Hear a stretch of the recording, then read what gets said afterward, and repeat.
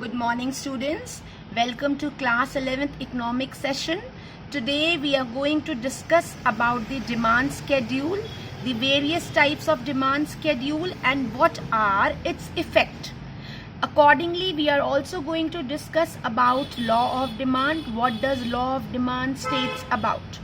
So very firstly, before starting to the new session, we are just going to give a short quick revision about the things which we have discussed earlier. Earlier in the previous session yesterday, bete, we have discussed about that what do you mean by demand. As I have told you, demand means the desire, the wish or the willingness to purchase. Okay. Secondly, which comes into mind is that what are the various types of demand.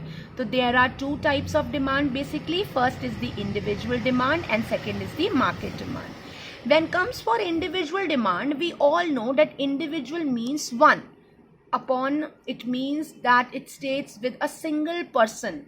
Okay, the individual demand explains about the single person demand, that what are the demand of a particular person for a particular region. Okay, so individual demand basically depends on the various factors, that is price of the particular commodity, the quality of the commodity, taste of the commodity or the taste of the consumer, preference of the consumer. These are the various aspects which the individual demand says.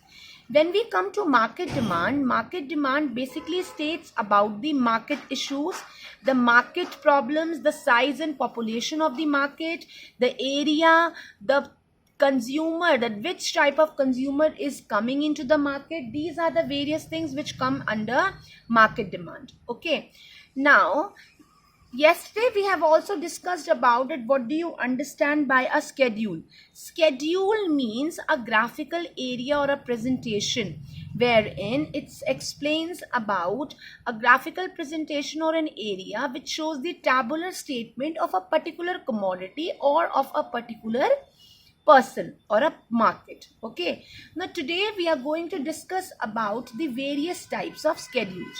So basically bete, jaise there are two types of schedule. First is the individual demand schedule and second is the market demand schedule. The very first thing is the individual demand schedule. What does individual demand schedule says? Or individual demand schedule shows the tabular statement of a individual, the tabular demand of an individual, the tabular upcoming or the areas of an individual. Okay, and when we come to its demand curve, so curve is also, a graphical presentation. The demand curve states that it is a graphical presentation of the quantities of a commodity that an individual stands ready to take off the market at a given instant of time against different prices. That means what? That individual demand states that whatever the consumer is purchasing or consuming or he is ready to buy from the market, that should be at a given instant price. That should be at a price to which the consumer is ready to purchase. Okay, so this is individual demand. Coming up to the next is that an individual curve, demand curve, is a graphical presentation, is a diagrammatic presentation of the quantities which are being consumed by the consumer by taking from the market. That means that if an individual goes to the market and purchases something or buys something and it shares the quantity of a commodity, so that means what? That means if a consumer is ready to purchase that commodity against a price to which he is ready to purchase, that is said to be as the individual demand curve. Okay, now coming up to the next, individual demand curve is in this form. Now here you can see that price of a commodity per kg is rising, isn't it? Is reducing. First it was 15, then 12, then 9, then 6, then 3, and according to the price we can see the quantity demanded also, that when price was 15 the quantity demanded was 1, when it was 12 the demand raises to 2, When the price falls to rupees 9, the demand raises to person 3. When the price falls to rupees 6, the demand raises to 4, 3 to 5. This shows the, as we have discussed earlier also, that this shows the graphical presentation and an inverse relationship between price and quantity demanded, keeping all the other factors constant, and that is the basic law of demand also. Okay, I hope you have understood the graph also, students. Now coming up to the next topic, that is market demand curve. Now the basic difference between an individual demand curve and market demand curve is that individual demand curve shows the demand curve or a graphical presentation of an individual, that what he is purchasing and at what price he is purchasing. When we come to market demand curve, it shows the demand curve of a market. It shows the graphical diagram or a presentation of the market in which the quantities are being demanded and accordingly the consumers are consuming it. Okay, so at a given moment of time, so that is said to be as the market demand curve. So when we come to market demand curve, it is basically a graphical presentation of the quantities of a commodity which all the buyers in the market are ready to purchase against a price. Okay, so this market demand curve I have also shown you or given you with a help of a diagram. So now we all know that market, when comes to the market, the demand curve cannot be of an individual. It can be of 1, 2 or more than 2.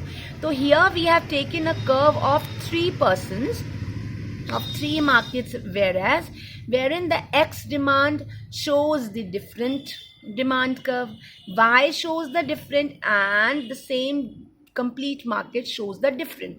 Now why is it so? Is it so just because the quantity of the demands are varying? We cannot say that if there are, for example, if there are 20 people in a family, so can it be possible that each person living in the family is having the same demand and same choice, or is ready to purchase the same quantity at a willing price? No, it can't. It varies. Why? Because it is something which is not fixed.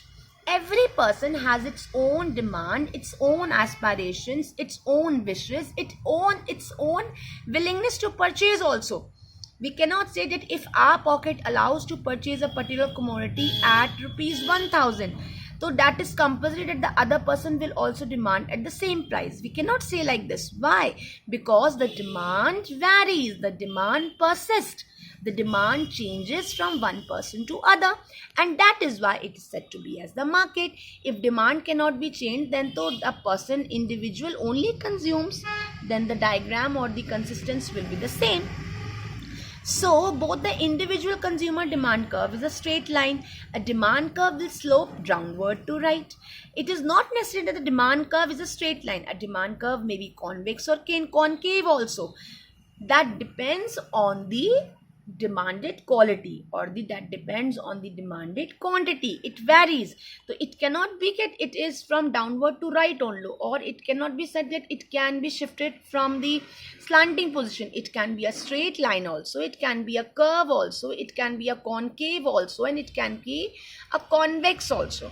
Why? Because it changes. Okay, now I hope you have understood the various types of demand curves and the various types of demand schedules also.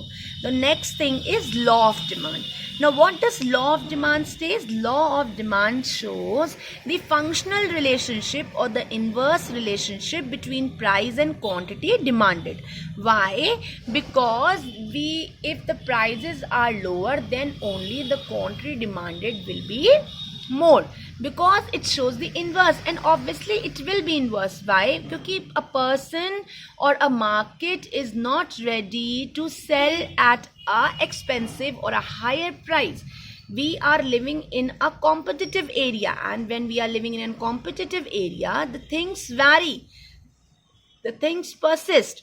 Okay, so law of demands, that is why it states that it expresses the functional relationship between price and quantity.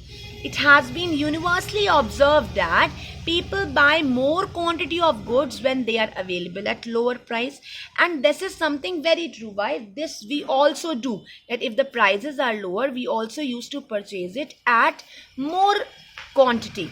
And a rise in the price of the commodity or service is followed by a fall in the quantity demanded also. Thus, law states that it shows the inverse relationship between price and quantity demanded, keeping all the other factors constant. I hope students, you must have understood the topics which I have discussed.